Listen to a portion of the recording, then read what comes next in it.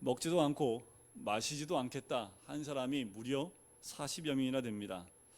아마도 주님이 이 사실을 이미 아시고 사도 바울이 두려움에 사로잡히지 않도록 하기 위해서 그 전날 밤에 환상으로 그에게 음성을 들려주신 거지요. 그것이 11절입니다.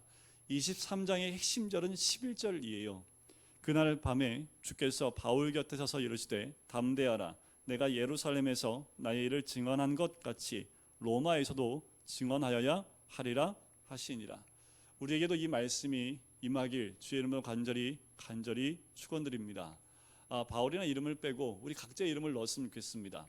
그래서 주님께서 우리 곁에 서서 이르시되 담대하라.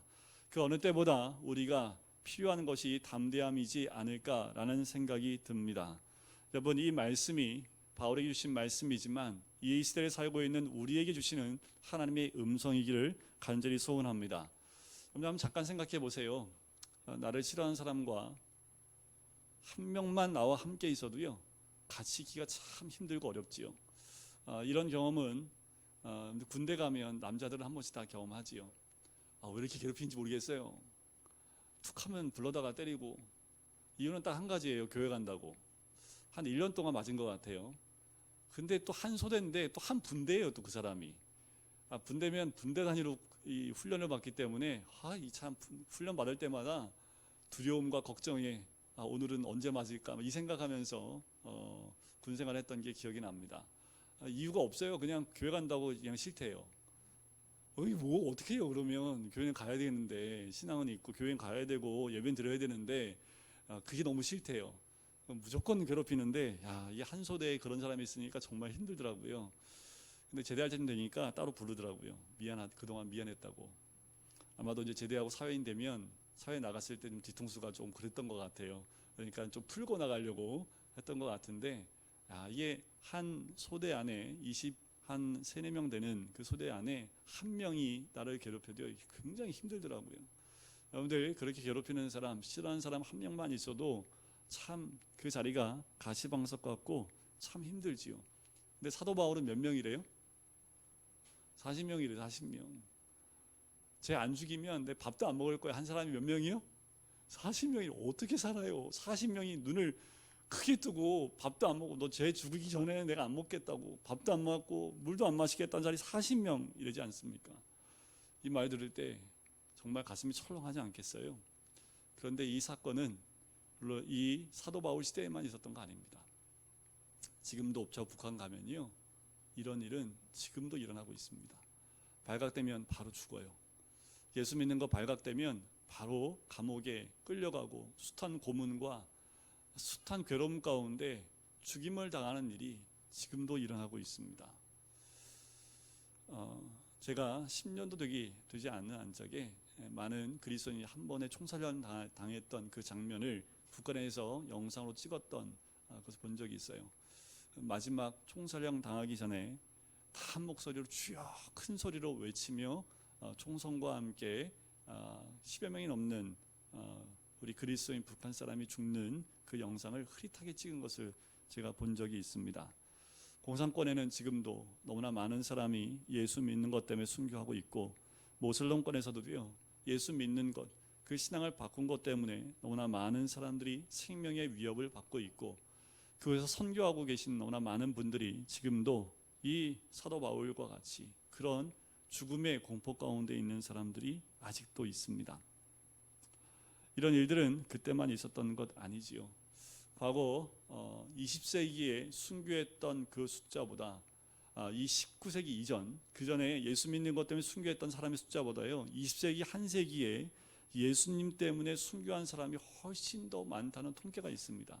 지금도 이 시간에도 그 죽음을 기다리고 있는 사람들이 있다라는 거지요. 그 12절과 13절에 40여 명이 먹지도 않고 마시지도 않겠다고 선언한 사람이 등장을 합니다.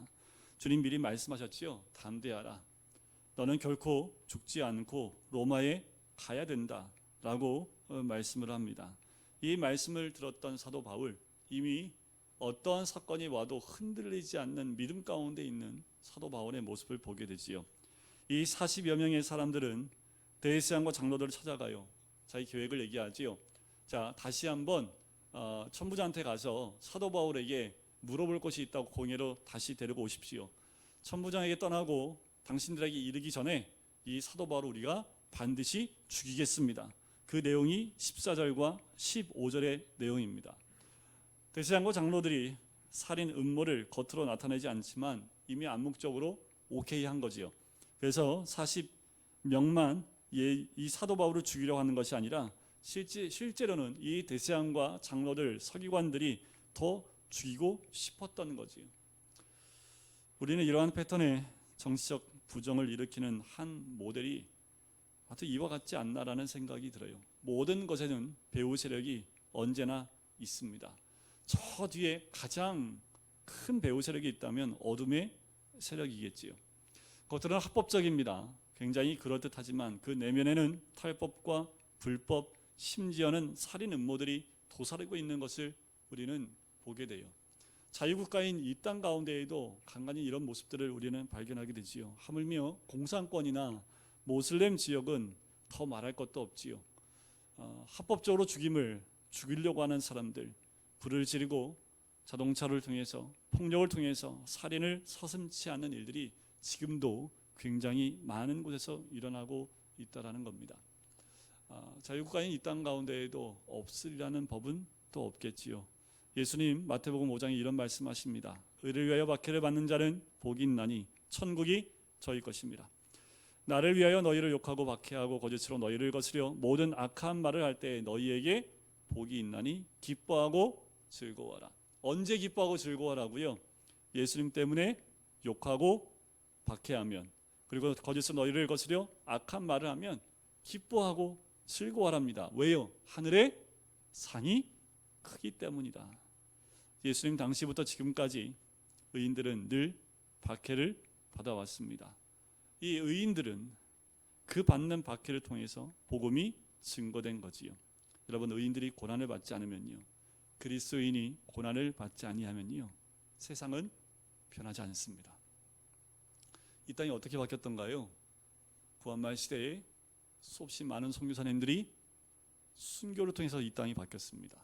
일제 시대에 수없이 많은 우리 그리스도인들을 통해서 그 믿음의 명맥이 이어졌을 뿐만 아니라 6.25 시대 때에도 그 전쟁통에 수없이 많은 그리스도인들이 순교를 당하며 그 믿음이 이 땅 가운데 뿌리를 내린 거지요.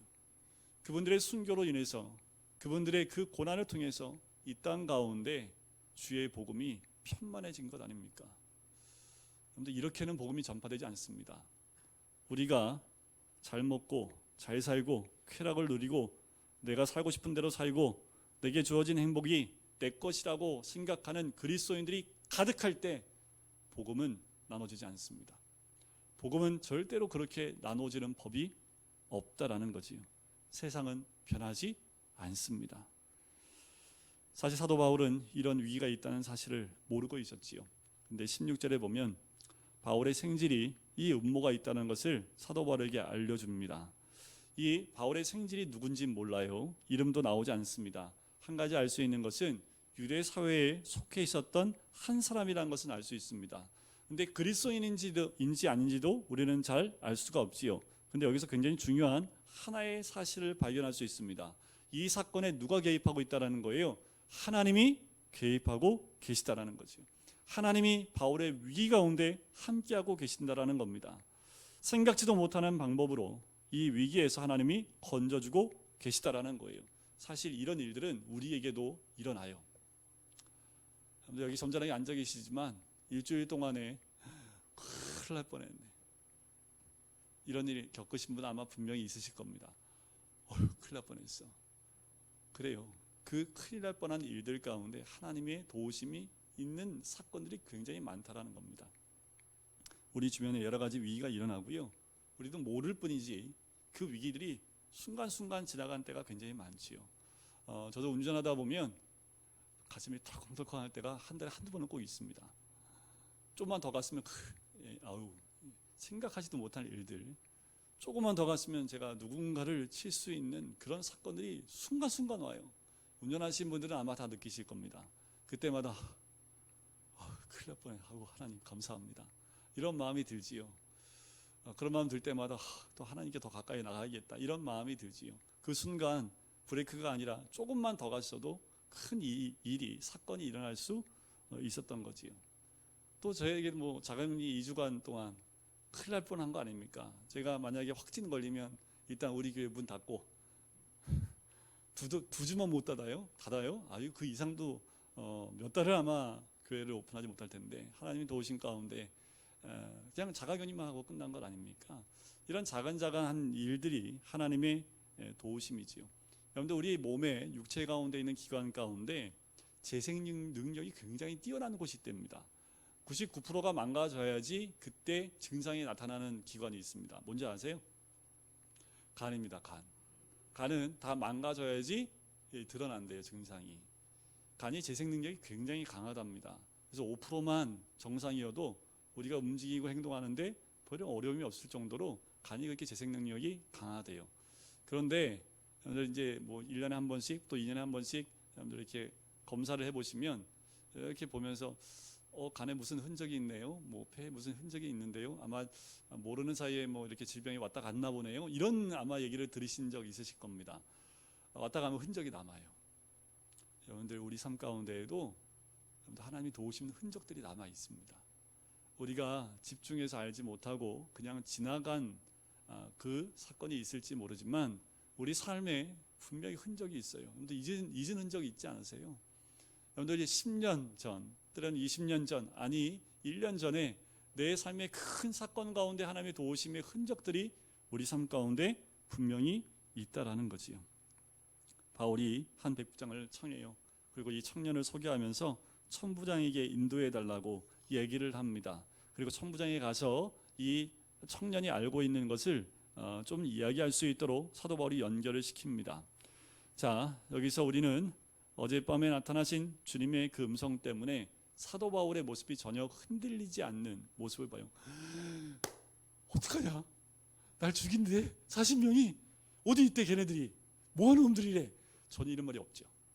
놀람이 없습니다. 그래? 백부장을 잠깐 불러서 이 청년을 천부장에게 인도해 달라고. 이 청년이 할 말이 있습니다. 전혀 사도 바울에게는 흔들리는 모습이 전혀 없습니다.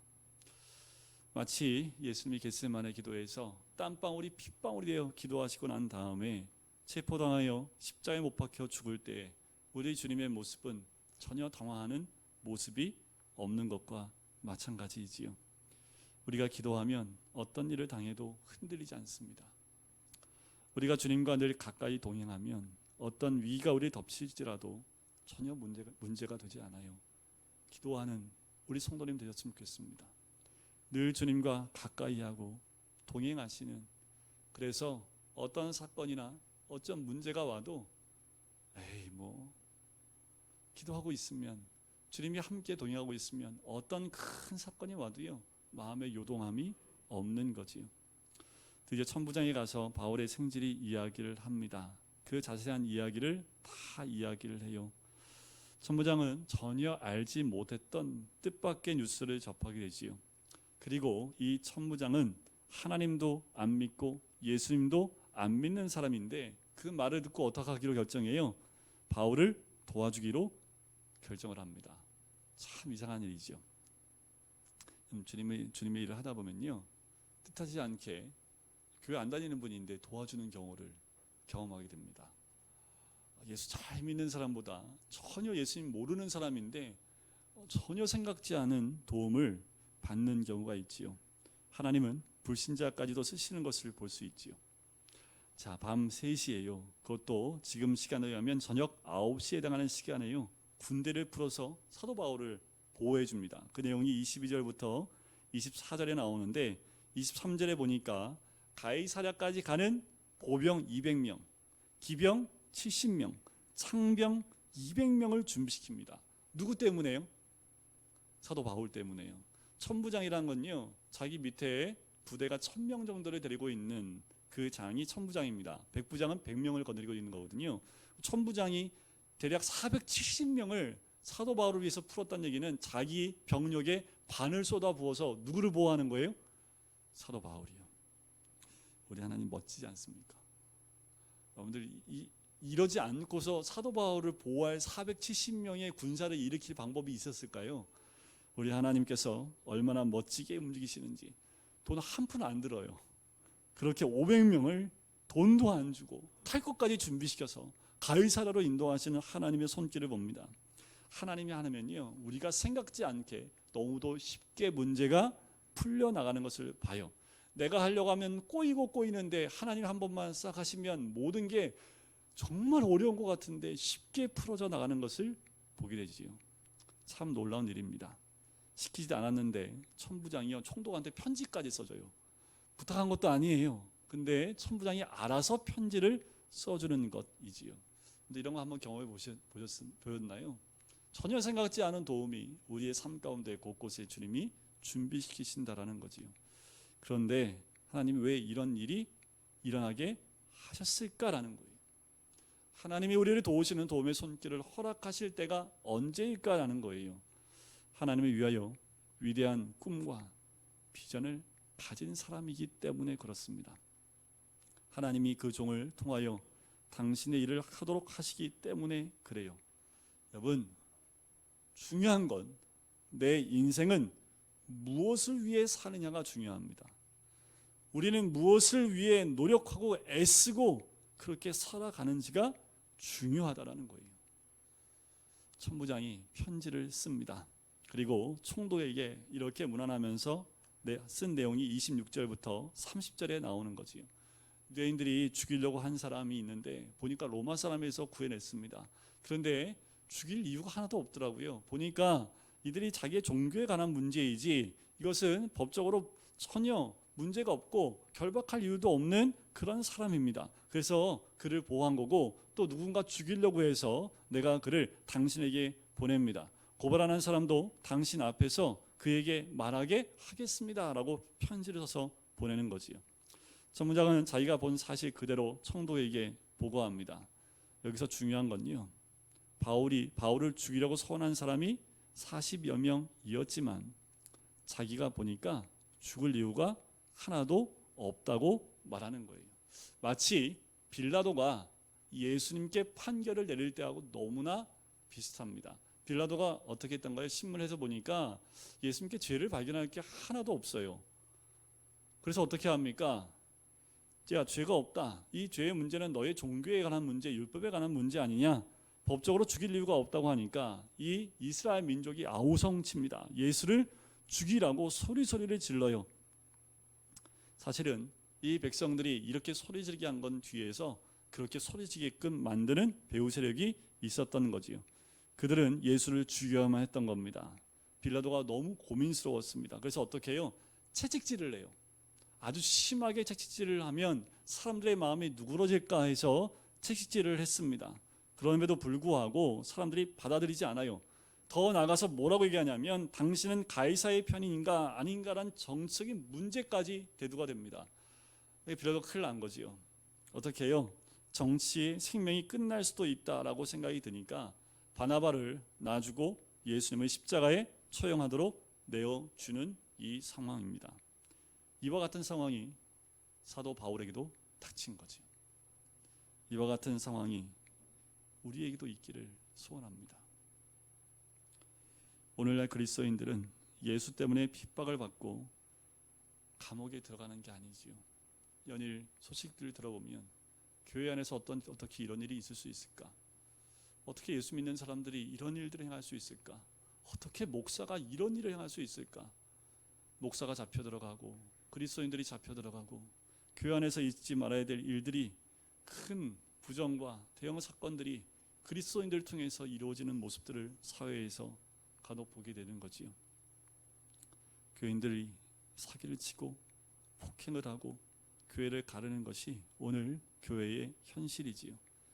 교회 안에서 얼마나 우스운 일들이 많이 일어나고 있는지 모르겠습니다. 여러분, 이런 일이 계속되고 있는 한 절대로 이 사회는 변하지 않습니다. 이 세상은 절대로 변하지 않아요. 아니요, 우리 가정도 바뀌지 않습니다. 우리는 고난을 겪어야 하는 거지요. 세상의 도덕적, 윤리적인 일, 세상적인 일 때문에 박해를 받는 게 아니라 예수님 때문에 박해를 받아야 된다라는 겁니다. 우리는 무엇을 위해 삽니까? 결국 31절과 35절까지의 말씀을 보니까 호송을 해요. 그리고 총독이 그 편지를 읽게 됩니다. 결국 사도 바울은 최악의 위기에서 가장 안전한 방법으로 보호를 받게 되지요. 이런 예정이 있다는 것을 나중에 알게 되지만 당시에 사도 바울은 로마로 갈 때 죄수로 가요. 자기 스스로 가는 게 아니라 끌려갑니다. 호송을 받고 가는 거예요. 이것이 하나님의 방법입니다. 내가 노력으로 되었든 다른 사람의 노력으로 되었든 간에 하나님의 뜻은 이루어지는 거지요. 여러분, 우리는 이러시면 안 돼요. 좀 하나님께 복 받았다고 그렇게 조금 내가 됐을 때 그때 교회 갈게, 이거 아닙니다. 내가 좀 사람들한테 떳떳하게 야, 얘 예수 잘 믿어서 그래서 내가 이렇게 잘 됐어 라고 할 때 그때 교회에서 더 열심히 할게, 하나님 원하시는 것 이거 아닙니다. 주님이 원하는 것은 예수님 때문에 삶의 고난을 겪고 있는 게, 오히려 예수님 때문에 많은 걸 포기하고 괴로움 가운데 있는 그 모습을 우리 주님이 보길 원하시는 것 아닐까요? 인생란 무엇입니까? 내 뜻을 이루기 위해서가 아니라 주님의 뜻을 이루기 위하여 나의 결혼이나 가정이나 전공이나 직업이나 나의 삶이 있는 것입니다. 주의 뜻을 이루기 위해서요. 하나님이 보호하시는 그런 일들을 우리가 종종 신앙생활 가운데 경험하지요. 선교사님들이 많이 경험을 합니다. 주님의 도우시는 손길이지요. 그리스도인들이 많이 경험해야 될 것이 주를 위해 살다가 어려운 가운데 주의 도우심을 경험하는 겁니다. 여러분, 우리는 단 한 시간이라도 주를 위해 사는 것, 그것 때문에 어려움이 있다면 여러분들 기뻐하라고 우리 주님 말씀하시는 겁니다. 누가 우리를 해하려고 할지라도 하나님이 우리와 함께 하시면 아무 문제가 없습니다. 여호와는 나의 목자시니 내게 부족함이 없으리라. 내가 사망의 음침한 골짜기를 다닐지라도 내가 해를 두려워하지 않는다. 사람의 살고 죽는 것 다 하나님 손에 있습니다. 어떤 때는 태어난 지 얼마 안 되는 어린아이가 하나님이 그 어린아이를 불러가실 때 무슨 죄가 있나 싶지만 결국 하나님이 그 아이를 데려가는 것은 가장 최선이기 때문에 데려가시는 것이지요. 때로는 젊은이들을 데려가실 때 우리는 또 물음표를 달게 됩니다. 이번 주에 한 후배 목사가 긴급 기도를 요청을 했습니다. 자기 교회 청년 가운데 한 명이 교통사고로 지금 병원에 누워 있는데 생사가 지금 달려 있다고 중보 기도를 급하게 올렸어요. 그리고 1시간이 안 돼서 그 청년이 숨을 거뒀다는 소식을 들었습니다. 그 슬픔은 그 모든 교회 성도들이 다 슬퍼할 정도로 아마도 그런 청년이었던 것 같아요. 그러면서 그 목사가 이런 글을 남겼더라고요. 부모를 잃은 자녀를 구하라고 하지만 자녀를 잃은 부모를 말하는 단어가 없다고 합니다. 왜냐하면 슬픔을 표현할 단어가 없기 때문이라는 거지요. 그럼에도 불구하고 젊은 청년을 그렇게 데려가시는 것 우리는 이해할 수 없는 부분이지요. 하지만 주님은 가장 선한 때에 주님의 때에 그 모든 것을 이루시는 우리 주님이지요. 때로는 무참히 죽을 수도 있고요. 순교자처럼 고문을 당하다가 죽을 수도 있습니다. 하나님이 우리를 살려주실 때는요, 여러 가지 방법을 다 사용하십니다. 이적도 주시고요, 상황을 바꾸어서 그렇게 도우시기도 합니다. 사도행전 12장에 보면 감옥에 갇혀있는 베드로를 천사를 통해서 빼어내시기도 하시고, 16장의 바울과 실라는 실컷 매를 맞고 감옥에서 찬양할 때 옥문이 열리는 사건도 경험하게 되고요.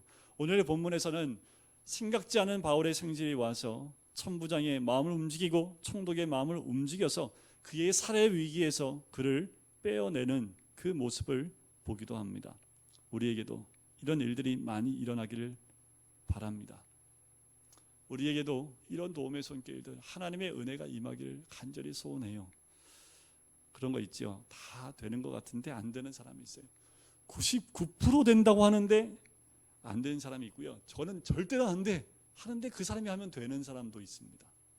아무도 몰라요. 될 것 같은데 안 되고 절대 안 돼 하는데 되지요. 하나님이 우리 생애에 간섭할 수 있게 되기를 간절히 소원합니다.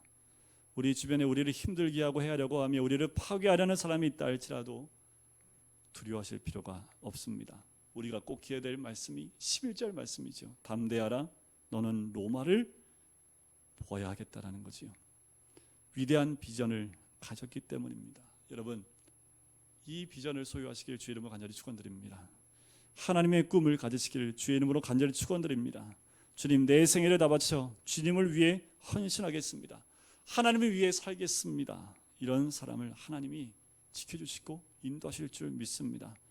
여러분, 개인도 바울처럼 이런 비전을 갖게 되길 소원합니다. 제일 힘든 사람이 누군지 아세요? 제일 힘든 사람, 아무 생각 없는 사람입니다. 정말 제가 사역할 때도 학생들을 가르칠 때도 정말 힘든 거, 아무 생각 없이 사는 아이들 정말 힘들어요. 이게 안 바뀌어요. 아무 생각이 없기 때문에. 그런 사람에게도 비전과 그런 사람은 환상과 꿈도 없기 때문에 그래요. 여러분, 주를 위한 꿈을 꾸시길 바랍니다. 주를 위한 비전을 가지시기를 주의 이름으로 간절히 축원드립니다. 여러분들, 로마를 보고 싶었던 사도 바울, 그가 로마로 가야 되기 때문에 그의 생명을 지켜주셨다는 것처럼 우리가 주를 위하여 꿈을 꾸고 비전을 가지고 있으면 어떤 상황 가운데도 주의 인도하심이 있고 보호하심이 있다라는 거예요. 사회에서 안 돼, 두려워 할 때에도 담대하게 주를 위하여 나갈 때 하나님은 길을 열어주시고 터주실 뿐만 아니라 하나님의 생명으로 채워주시는 놀라운 은혜를 우리가 경험하게 될 줄 믿습니다. 주님이 안에 거하는 것, 또한 주님과 함께 동행하는 것이 그 답인 줄 믿습니다. 우리 모두가 11절 말씀을 꼭 기억하시고 내 안에 주를 향한 꿈이 있다면, 비전이 있다면 반드시 주님께서 나를 통하여 이루실 것을 믿고 고백하시는 우리 모든 성도님 되시기를 주님의 이름으로 간절히 축원드립니다.